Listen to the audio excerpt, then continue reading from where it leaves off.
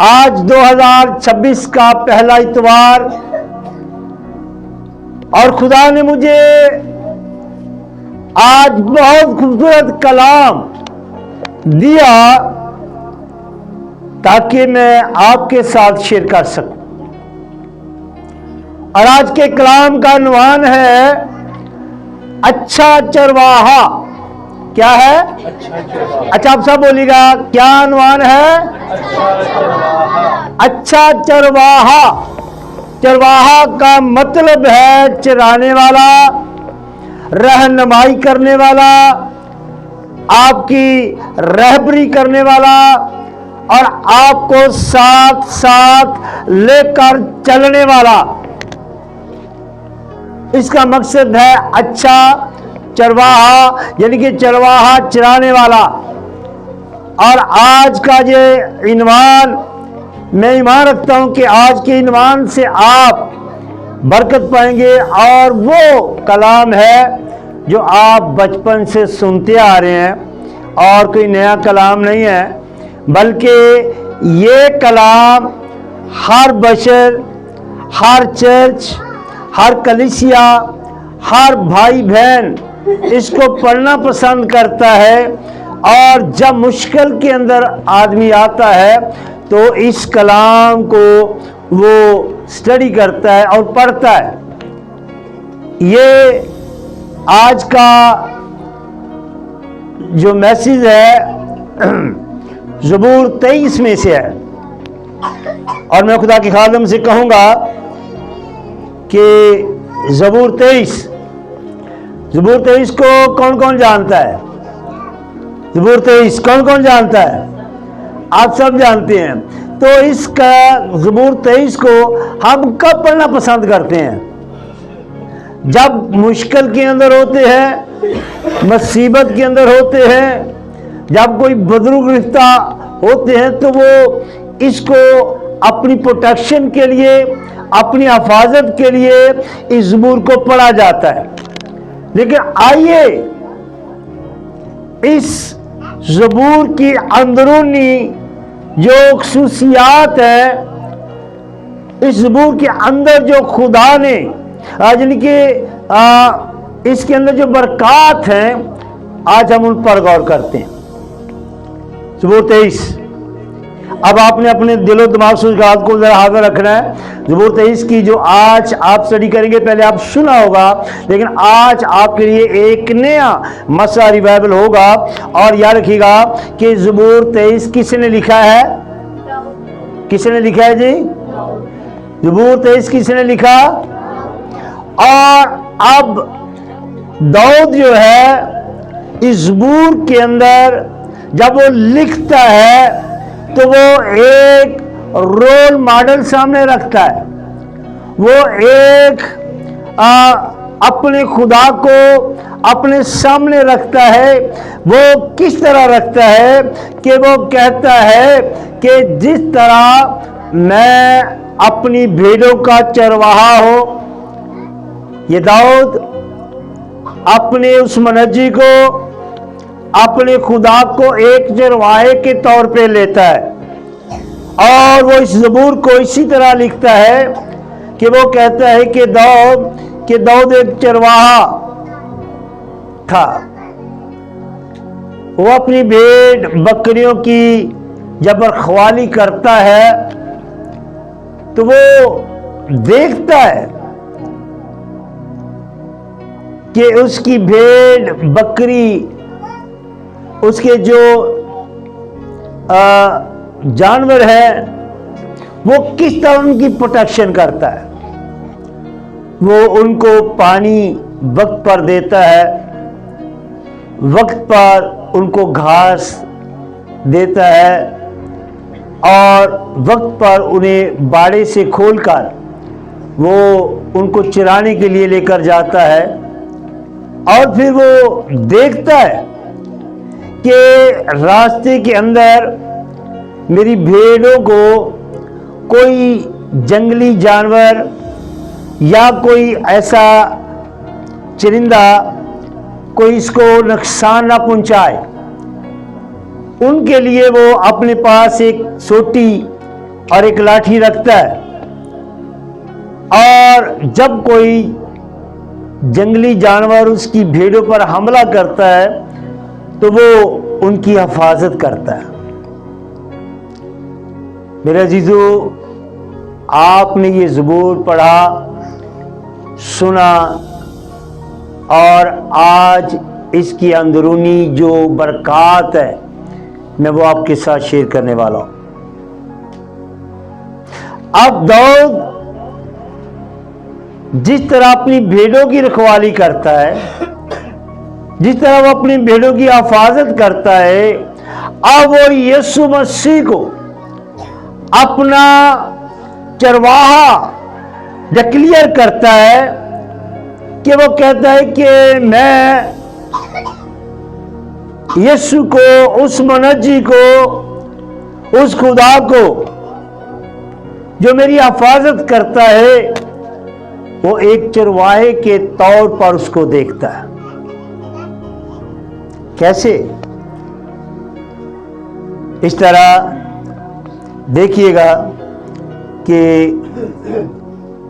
ज़बूर 23 उसकी पहली आयत के अंदर खुदा के कलाम में लिखा है, खुदावंद मेरा चौपान है, मुझे कमी ना होगी।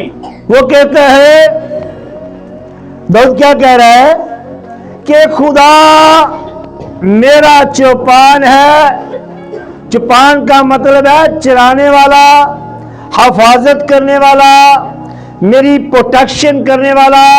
अब दाऊद के माइंड के अंदर है, उसकी सोच के अंदर है कि मैं अपनी भेड़ों का चराने वाला हूं, तो इसी तरह मेरा खुदा, मेरा मुनज्जी, मेरा नजात देने वाला, मेरा चुराने वाला है। खुदावंद मेरा चौपान है, और जब मेरा खुदा मेरा चौपान है तो मुझे कमी नहीं है। ना खाने की कमी है, ना पीने की कमी है, ना किसी और चीज की कमी है, बल्कि मेरा खुदा मेरी प्रोटेक्शन करता है और मुझे कमी नहीं है। खुदा मेरा चौपान है, मुझे कमी नहीं है। और दूसरी बात वो क्या कहता है, सुनिएगा जरा। वो मुझे हरी हरी चरागाहों में बिठाता है। वो मुझे हरी हरी चिरागाहों में बैठाता है। इसका मतलब है कि वो कहता है कि मेरा खुदा मुझे हर वक्त हरियाली की तरफ लेकर चलता है। हरियाली का मकसद है कि आपकी जिंदगी के अंदर खुशहाली, हरियाली का मकसद है कि आप खुशहाल हैं, हरियाली का मकसद है कि आप परेशान नहीं है, हरियाली का मकसद है कि आपकी जिंदगी में बीमारी नहीं है, दुख नहीं है, तकलीफ नहीं है, आप जॉब से परेशान नहीं है, रुपए पैसे से परेशान नहीं है, आपकी जिंदगी के अंदर बिजनेस है, कारोबार है, लेकिन आपकी जिंदगी खुशहाल, ये है हरियाली। और इसी तरह वो कहता है कि खुदा मेरा चौपान है, मुझे कमी ना होगी। वो मुझे हरी हरी चरागाहों में बैठाता है कि जब दाऊद की भेड़ें भूखी और प्यासी होती है और उनको वो हरी हरी चरागाहों यानी कि हरी हरी चरने वाली जगहों पर और उस जगहों पर लेकर जाता है जहां पर उसकी भेड़ों का पेट भर सकता है, वो भेड़ों को अच्छे तरीके से चरा सकता है। और देखिएगा कि दाऊद अब अपने आप को कहता है कि मेरा खुदा भी ऐसे ही करता है कि जैसे मैं हरी हरी चरागाहों में अपनी भेड़ों को ले चलता हूं और उनके चरने के लिए जगह मैं देखता हूं और उनको अच्छी घास जो है वो प्रोवाइड करता है। वो कहता है मेरा खुदा भी ऐसा ही है, मेरा खुदा भी मुझे मुहैया करता है, वो मुझे हरी हरी चरागाहों में बैठाता है, यानी कि वो मुझे तंदुरुस्ती देता है, सेहतयाबी देता है, कारोबार के अंदर बरकत देता है, खाने पीने के अंदर बरकत देता है, और मेरे घर के अंदर बरकत आती है, मियाँ बीवी के अंदर बरकत आती है। वो इसको इस नजर से देखता है, कहता है कि मेरा खुदा मुझे हरी हरी चरागाहों में बैठाता है। आगे क्या है, वो मुझे राहत के चश्मों के पास ले जाता है। वो मुझे राहत के चश्मे। राहत के चश्मे का मकसद है आराम के चश्मे। यहाँ पर ना तो कोई परेशानी है, ना आपको पीने के लिए दिक्कत है, यानी कि राहत के चश्मे, आराम के चश्मे। आपको याद होगा कि जब बनी इस्राएल को लेकर जा रहा था मूसा, और उनको प्यास लगी और वो बुड़बुड़ाने लगे, कहने लगे मूसा हम तो मिस्र के अंदर ठीक थे, क्योंकि इस बियाबान के अंदर हमें तो पीने के लिए पानी भी नहीं मिलता, ये क्या है? और वो बुड़बुड़ाए और वो मूसा से लड़े, और खुदा के सामने मूसा ने कहा क्या है मेरे रब, ये लोग पानी मांगते। तो खुदा ने कहा कि जा उस चट्टान पर जाके कह, तो वो तुझे पानी देगा। और याद रखिएगा राहत के चश्मे, जब मूसा ने वहां पर लाठी लगाई तो वहां से क्या बह निकला? क्या बह निकला बोलिएगा जरा? वहां से पानी के चश्मे बह निकले।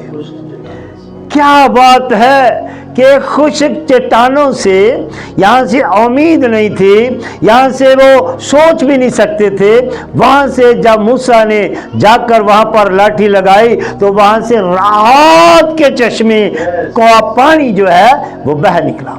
कैसे? कहता है कि वो मुझे राहत के चश्मों के पास ले जाता है ताकि मैं प्यासा न रहूं। मेरे अजीजों देखिएगा कि वो खुदा, ये मूसा जो है उसने पानी को निकाला, और फिर क्या है कि दाऊद जो है अपने आप को उस पर ये उसके साथ मज़न करता है कि मेरा खुदा मुझे प्यासा नहीं रहने देता, ना रूहानी तौर पर ना जिस्मानी तौर पर, क्योंकि रूहानी तौर पर वो मुझे रूल कुद्दस की कुदरत से भर देता है, और जिस्मानी तौर पर दुनियावी पानी मुझे मुहैया करता है। अब दाऊद इसको इस नज़र से देखता है कि मेरा खुदा मुझे क्या करता है, रात के चश्मों के पास ले जाता है ताकि मैं प्यासा ना रहूं। जी आगे, वो मेरी जान को बहाल करता है। वो मेरी जान को, और यहां पर एक बड़ा कंसेप्ट है, देखिएगा जरा, जान को बहाल कैसे करता है? वो आपकी जान को बहाल कैसे करता है? याद रखिएगा कि दाऊद जब अपनी भेड़ों को चराने के लिए लेकर जाता था तो वो दूर दराज इलाकों के अंदर लेकर जाता, और आपने देखा होगा कि गांव के अंदर सुबह सुबह चरवाहे जो होते हैं अपनी भेड़ों को निकालते हैं, और फिर वो दूर दराज इलाकों के अंदर यहाँ पे अच्छी हरी घास होती है वहाँ पर लेकर चल जाते हैं। और कई बार भैंसों को चराने के लिए भी चेड़ू जो होते हैं वो अपनी भैंसों को दूर दराज अपने इलाके से दूर लेकर जाते हैं ताकि उनकी भैंसों को अच्छा खाना मिल सके, अच्छी जो है घास मिल सके। और क्या होता है कि इसी तरह जब दाऊद जो है अपनी भेड़ों को लेकर निकलता है तो वो पहाड़ों की वादियों के अंदर, यानी कि दाएं बाएं पहाड़ हैं और वीराना है, जंगल है, अपनी भेड़ों को साथ लेता है, और वो उन वादियों में से, मौत की वादियों से बोला जाता था। मौत की वादियां इसलिए बोला जाता था कि जब दाऊद लेकर निकलता अपनी भेड़ों को तो रास्ते के अंदर शेर होते और बघियाड़ होते और तरह तरह के जंगली जानवर होते। जब वो उन रास्तों में से, टेढ़े मेढ़े रास्तों में से उनको लेकर निकलता तो रास्ते में शेर उसकी भेड़ों पर हमला कर देते और उसकी भेड़ें चीड़ फाड़ खाते। और उन रास्तों से जब दाऊद लेकर निकलता तो अपनी भेड़ों की बड़ी हिफाजत करता था, और एक भेड़ भी किसी जंगली दरिंदे के हाथ में वो नहीं लगने देता था। और आपने सुना होगा कि उसकी भेड़ों पर एक शेर ने हमला कर दिया और दाऊद ने उसको मारा और उसको मार भगाया।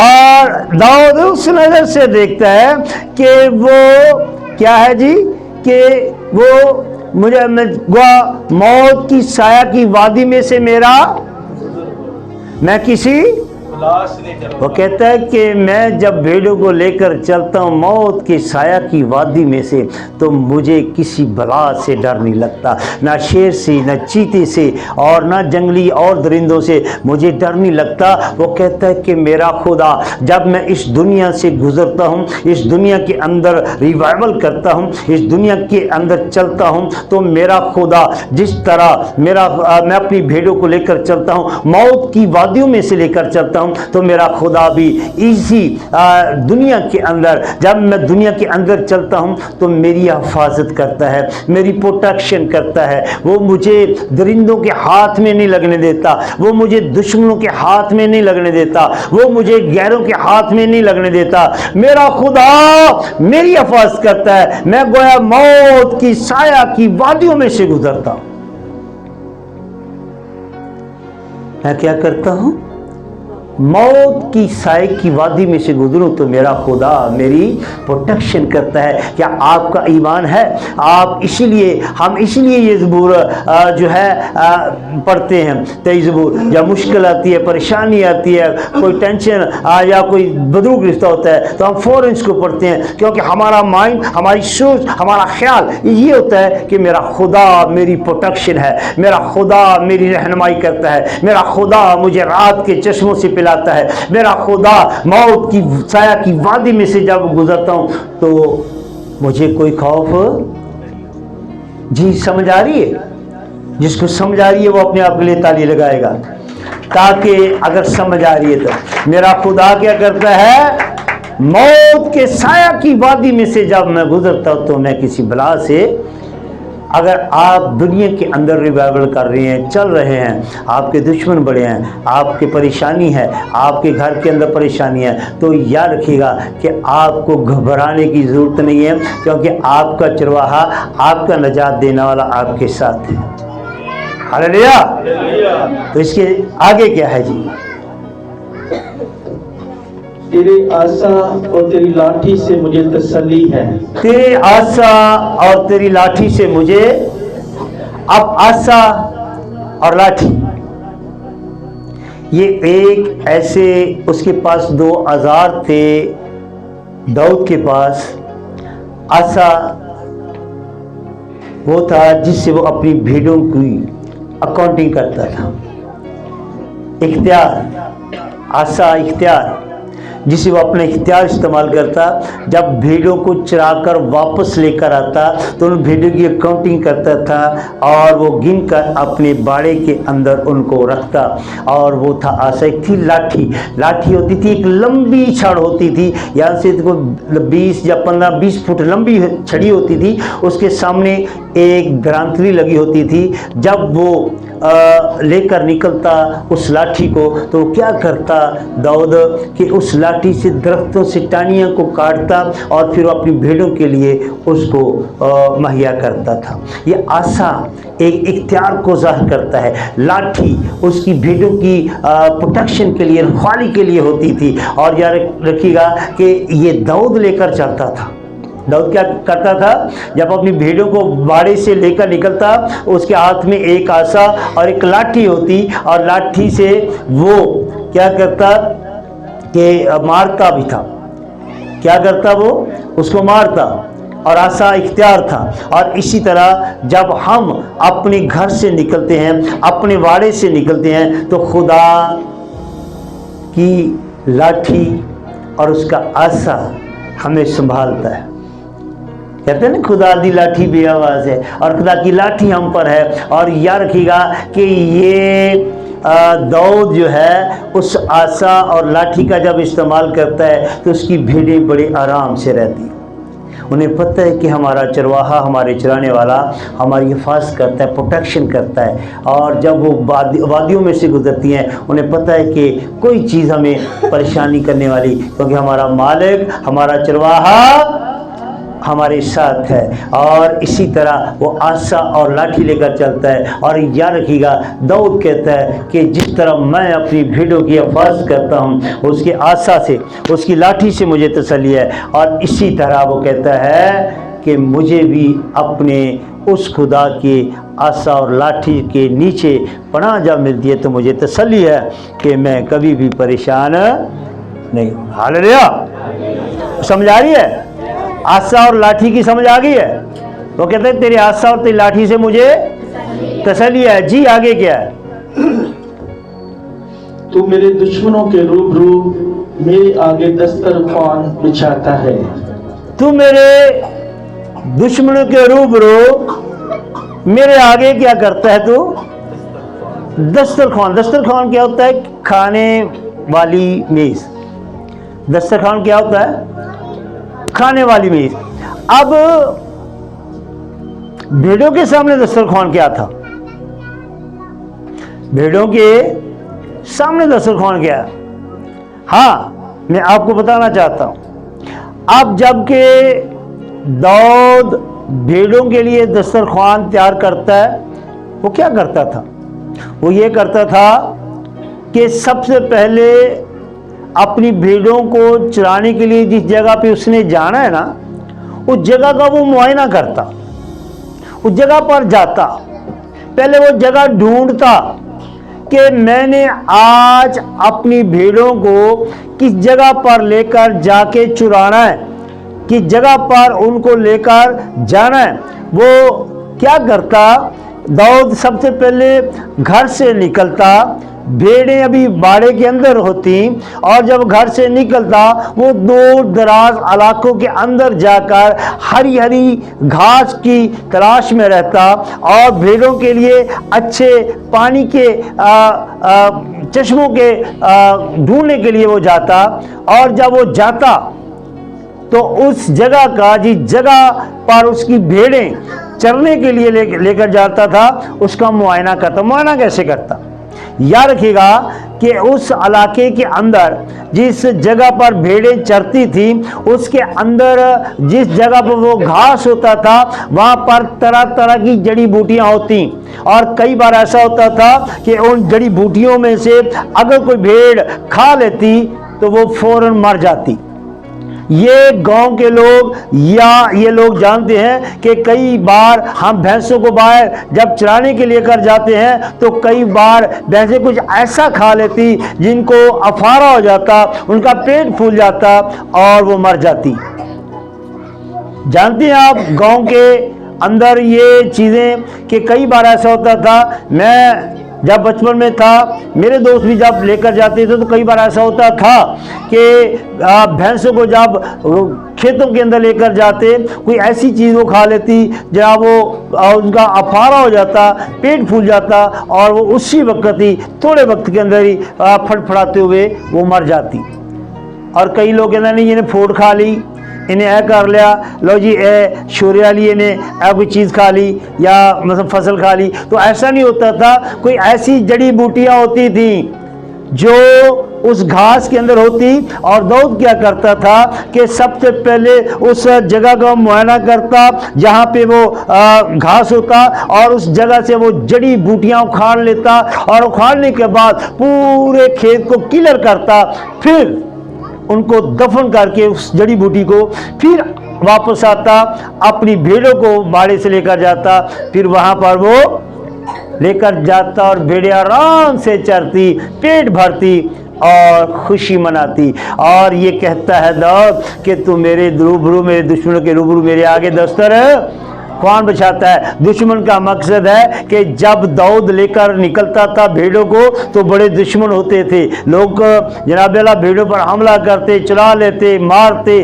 और उनमें से प्रोटेक्शन करता हुआ अपनी भेड़ों को उस घास पर ले जाता और भेड़ें वहां आराम से चली। तो मेरे दुश्मनों के रूबरू मेरे आगे दस्तर है।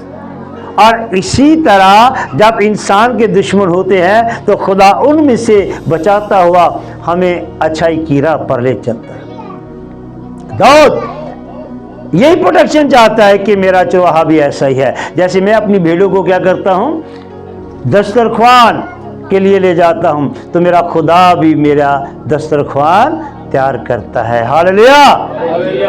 और ये था कि मेरा खुदा मेरे दुश्मनों के रूबरू मेरे आगे दस्तरखान बिछाता है। आप समझ आ गई कि दाऊद अपनी भेड़ों के लिए दस्तरखान कैसे तैयार करता था। हर जगह उसकी नज़र होती थी कि कहीं मेरी भेड़ कोई गलत चीज़ खाकर, गलत बूटी खाकर मर ना जाए। और आज भी ऐसे ही होता है। कई बार खादम कहते हैं कि मेरा बेटा, मेरी बेटी कहीं गलत रास्ते पर ना चला जाए, गलत काम ना कर ले। अच्छा, जब वो समझाना शुरू करता है तो समझने वाले कहते हैं पता नहीं पादरी नूं की फायदा जरा साढ़े पीछे चढ़िया, क्यों सानू इस तरह समझाता है। तो याद रखिएगा कि दाऊद भी ऐसे ही करता था। और खादम का भी यही काम है कि अपने बच्चों के लिए, अपनी कलीसिया के लिए अच्छा दस्तरखान तैयार करे, ताकि उनके लिए आगे ज़िंदगी में जाकर भलाई पैदा हो और वो अच्छी राह पर चलें, उनके बच्चे अच्छी परवरिश पाएँ, वो ख़ानदान अच्छा बन जाए। लेकिन आज के दौर के अंदर हर बंदा एडवांस है, वो बात मानता नहीं है, मनाने की कोशिश करता है। दाऊद मानता है, कहता है मेरा खुदा ऐसे ही है जैसा मैं अपनी भेड़ों के लिए हूं। जी आगे क्या है भाई साहब? तूने मेरे सर पर तेल मला है, मेरा प्याला लबरेज होता है। तूने मेरे सर पर तेल मला है, मेरा प्याला लबरेज, मेरा प्याला भर जाता है। अब तेल सर पर क्या मकसद है मलने का? इसका क्या मकसद है कि मेरे सर पर तेल मला है? क्यों मला है? याद रखिएगा कि जब भेड़ों को वो सुबह सवेरे लेकर जाता तो शबनम, यानी कि सुबह सुबह शबनम के कतरे, त्रेल के कतरे जब वो भेड़ चरती तो उसके होंठों पर लगते। और याद रखिएगा जिस वजह से उसके होंठ जो थे वो गीले होने की वजह से वो पक जाते, और पकने की वजह से उसके होंठों पर मक्खियाँ, जो जंगल की मक्खियाँ या गंदी मक्खियाँ आकर उनके होंठों पर वो गंदगी करती, जिनकी वजह से उन भेड़ों के मुंह के ऊपर या ये जो होंठ होते थे वहाँ पर कीड़े या कोई ऐसे गंदे कीड़े पड़ जाते। क्या करते थे? गंदे कीड़े पड़ जाते। और जब गंदे कीड़े पड़ जाते तो जब भेड़ चरती तो कई बार ऐसा होता वो गंदे कीड़े वो भेड़ की नाक के अंदर चले जाते, नाक के वसीला से वो सीधे कीड़े उनके दिमाग के अंदर चले जाते। और जब दिमाग के अंदर कीड़े चले जाते तो याद रखिएगा कि फिर भेड़ें इधर उधर सर मारना शुरू कर देती और अपने आप को टक्करें लगाती और बड़ा अजीब तरह का वो रवैया करती थी भेड़ें। और दाऊद अपने पास एक सींग जिसके अंदर तेल होता था वो रखता था। अब तेल रखने का मकसद क्या था उसका, या क्यों तेल रखता था?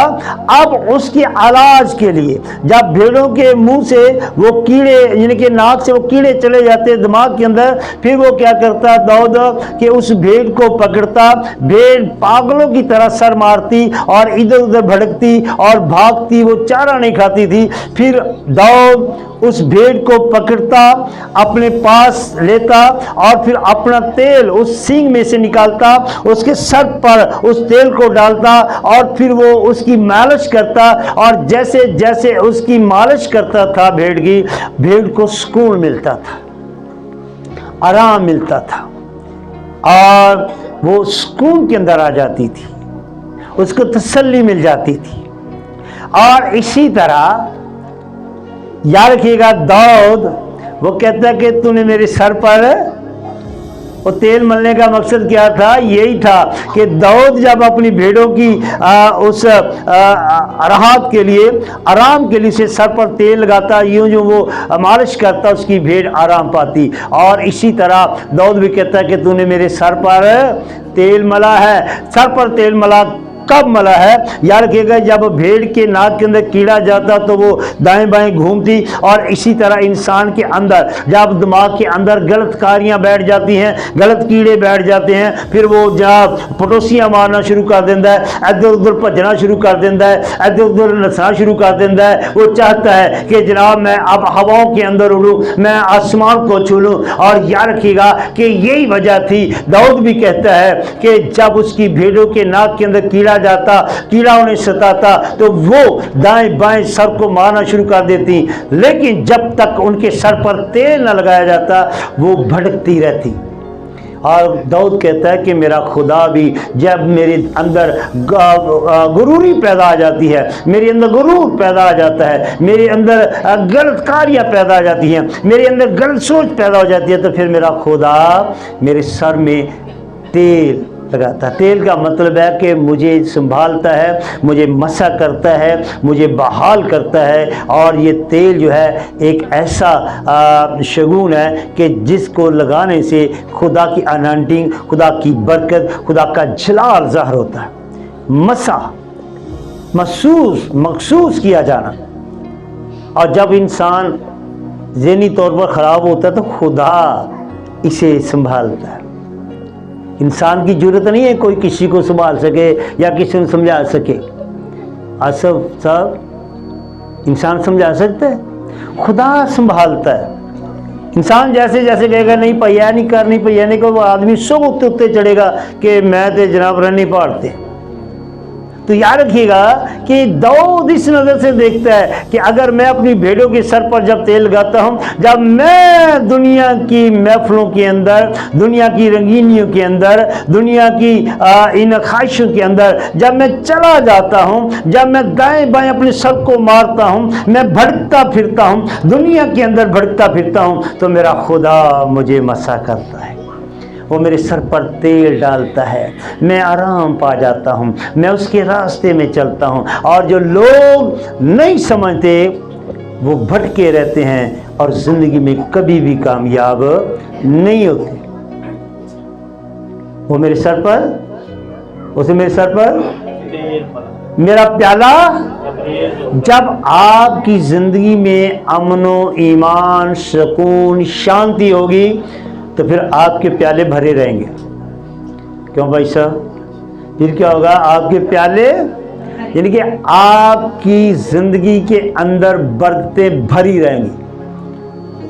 अगर खुदा की अनाउंटिंग नहीं होगी तो फिर हम बड़ा जोर लगाएंगे सुकून लेने के लिए, लेकिन सुकून नहीं मिलेगा, बरकतें नहीं मिलेंगी। अगर आप चाहेंगे आपका प्याला लबरेज रहे, आपका प्याला भरा रहे, आपकी जिंदगी के अंदर खुदा अनॉइंटिंग दे, बरकत दे, तो फिर कहिएगा कि बाप तेरा तेल मेरे लिए बरकतों का बायस है। जी आगे क्या है? यकीनन भलाई और रहमत उम्र भर मेरे साथ साथ रहेंगी और मैं हमेशा खुदावन के घर में सुकूनत करूंगा।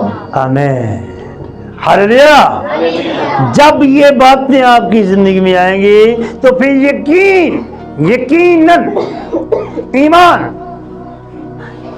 ईमान रखिएगा कि फिर यकीन रखिएगा कि फिर यकीनन भलाई और रहमत उम्र भर। कब रहमत और भलाई आपके साथ होगी?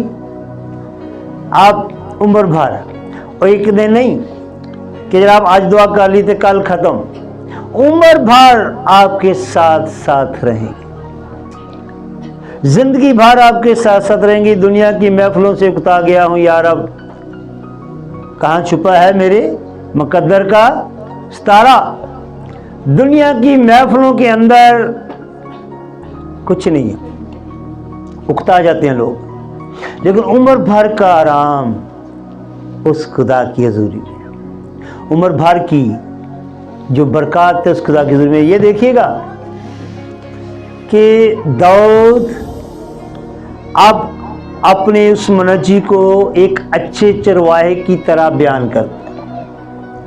अब वो भेड़ों का रखवाला था तो उसने कहा कि जिस तरह मैं अपनी भेड़ों की रखवाली करता हूँ, मेरा खुदा भी मेरी इसी तरह ही रखवाली करता है, मेरी प्रोटेक्शन करता है। सो आ गुड लीडर और गुड